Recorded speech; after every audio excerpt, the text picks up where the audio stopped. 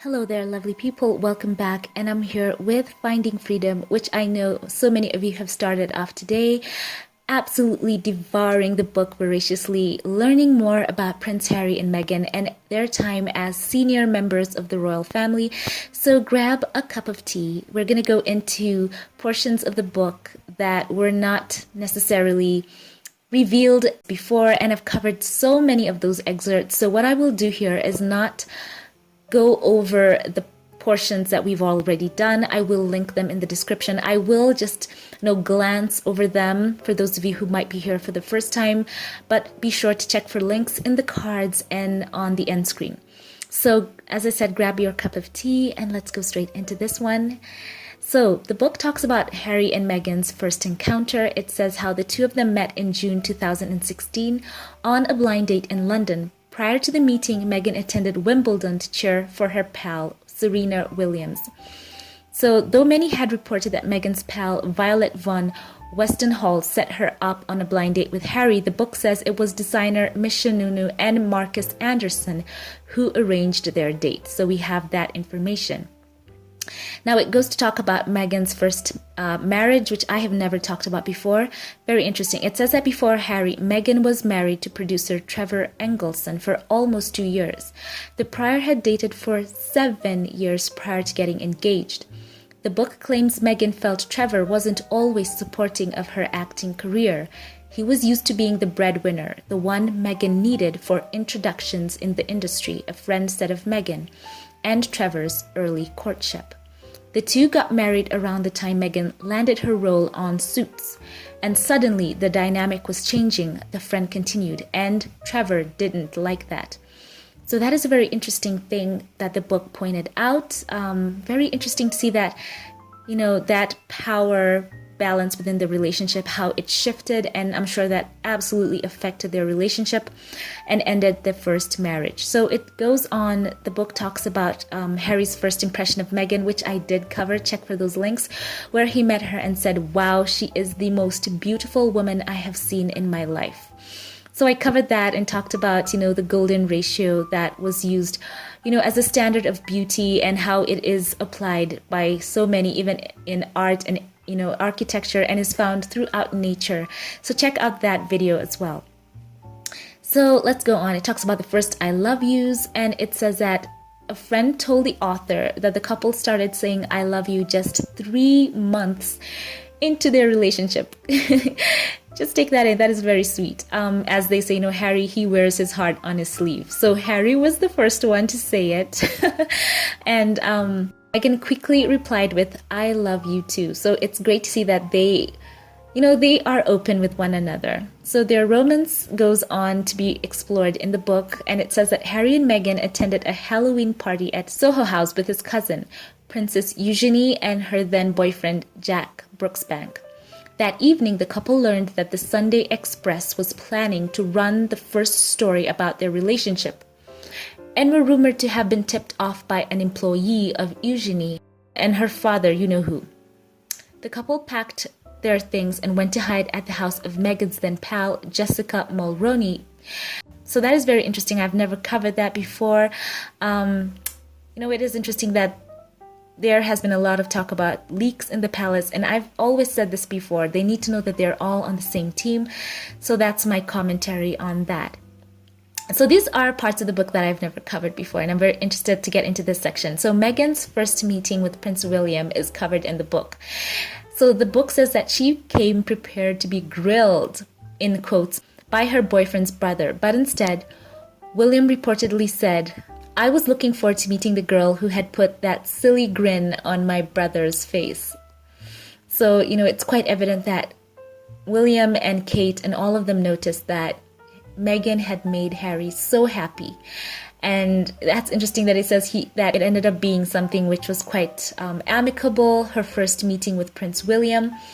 Though the book has also gone into talking about how Prince William had talked to Harry and told him not to move so fast. So I guess that was in their own private conversations after. So it's interesting that the book also talks about Meghan and her accessory mistake, in quotes. she was spotted wearing that necklace with the initials H&M, and a Kensington Palace aide called her and advised her against the decision as it would only encourage photographers.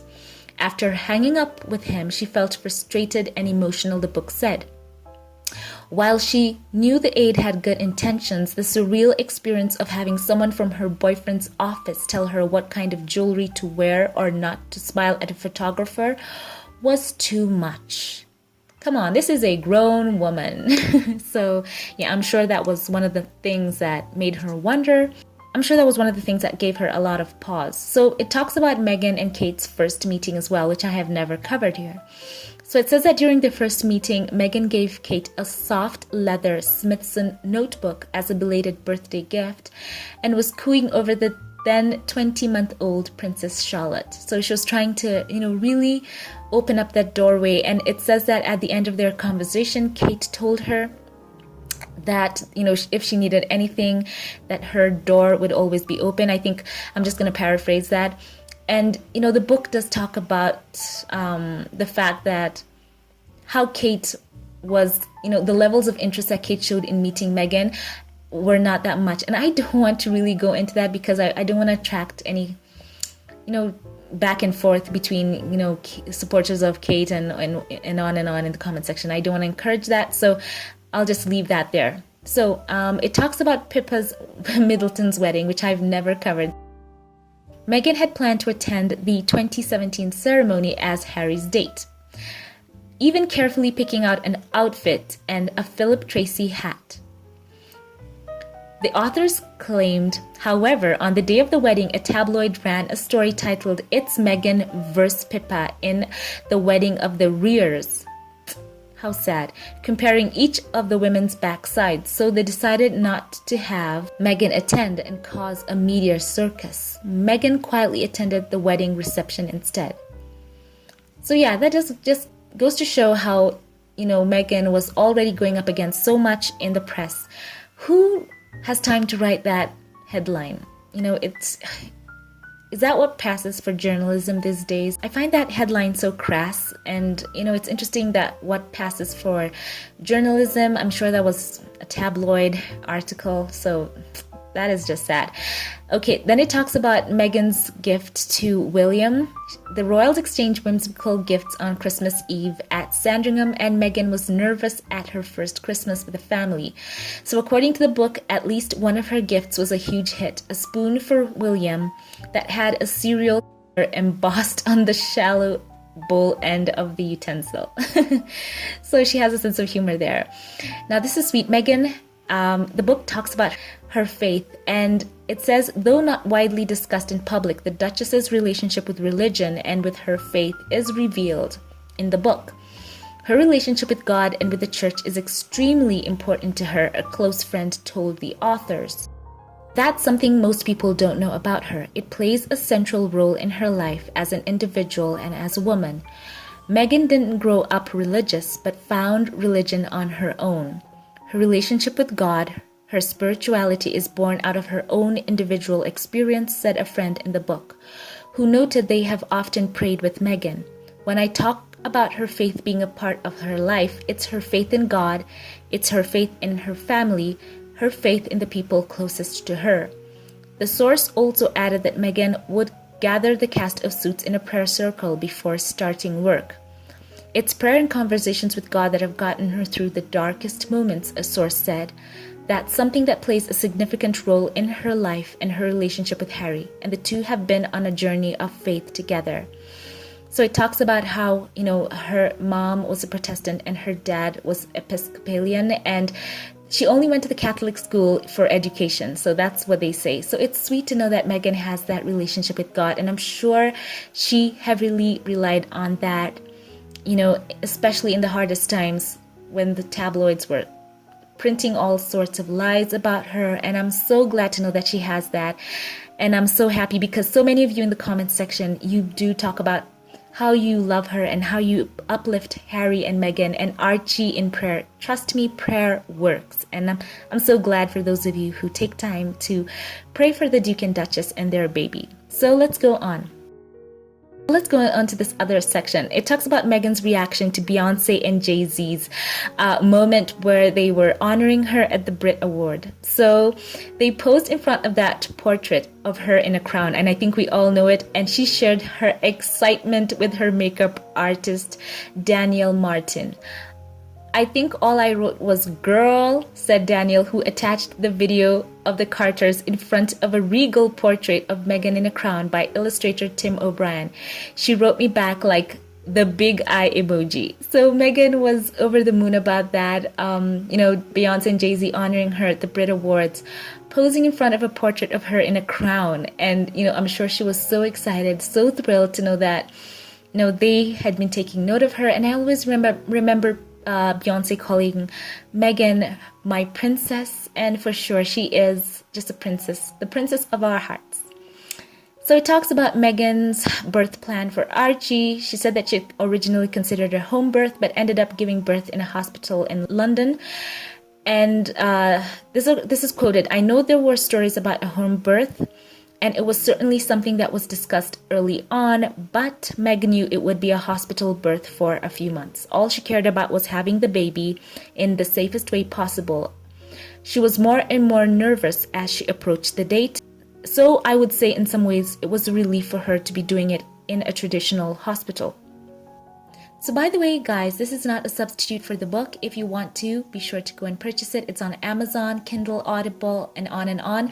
So that is why I'm just going to skim it to make sure to give you an overview for those of you who want to purchase it, to avoid any kind of claims. So be sure to purchase the book if you wish to read more about Harry and Meghan. So let's go on. It talks about Meghan's first reaction to becoming a mom. And the book says that she was over the moon about her little guy. Archie was alert as soon as he arrived, eyes wide open, a friend said, and Meghan described the moment she first held Archie as ecstatic, total bliss and contentment. Despite what they told the press and well-wishers, the couple had known all along they were having a boy and had that name ready. It took several days for the public to know Archie's name for a special reason. The couple wanted to tell the Queen first and get her approval. This wasn't out of ceremonial necessity, but simply because Harry was respectful of his grandmother, the authors wrote. So it's also very interesting that Meghan asked her mom, Doria, to message her estranged dad, Thomas, about the birth of Archie so that he would find out before the rest of the world. She still has a thought towards him, and it's interesting that she also points out the fact that despite all of Thomas's mistakes with the paparazzi and how the whole issue was handled concerning him coming to the wedding, that she feels there's a sense that she has pity for him, and she says that he didn't stand a chance because that those tabloids were offering him money, and they just according to her, he didn't stand a chance.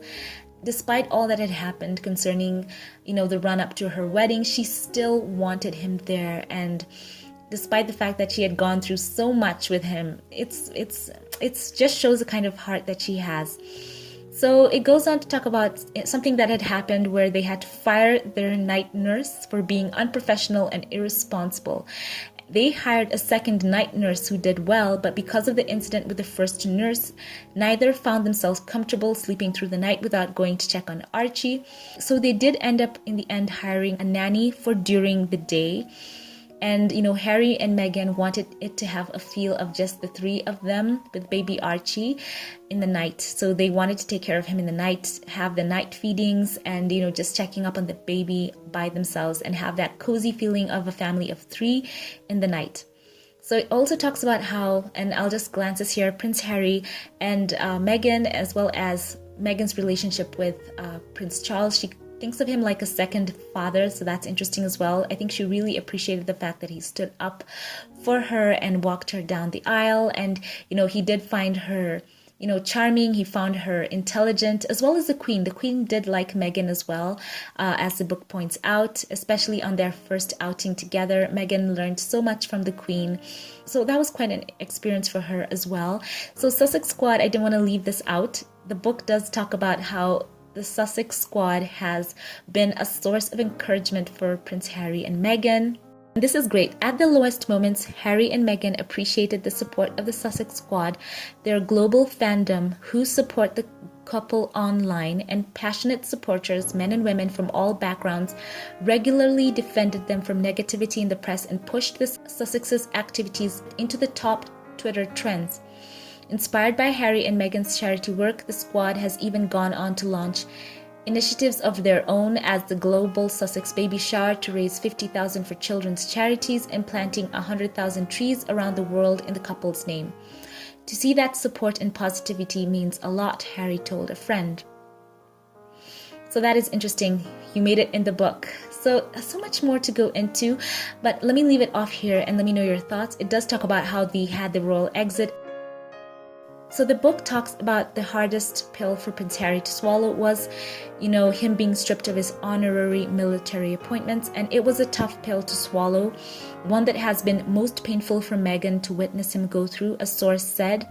And it made Harry very emotional. And he was quoted as saying that he was devastated when talking to a major. And Meghan said it was so unnecessary. It really meant so much to Prince Harry to have those honorary military appointments, his titles. It meant so much to him. And it does talk about how in the end, when Harry and Meghan had to leave being senior members of the royal family, that Meghan was overheard saying that it didn't have to be that way. It shows that there was a facet to her not really wanting it to turn out that way. She wanted that Harry and herself would be able to stay senior members of the royal family somehow and make it work, but in the end, it had to happen that way. And, we are going to see Prince Harry and Meghan doing greater than ever before.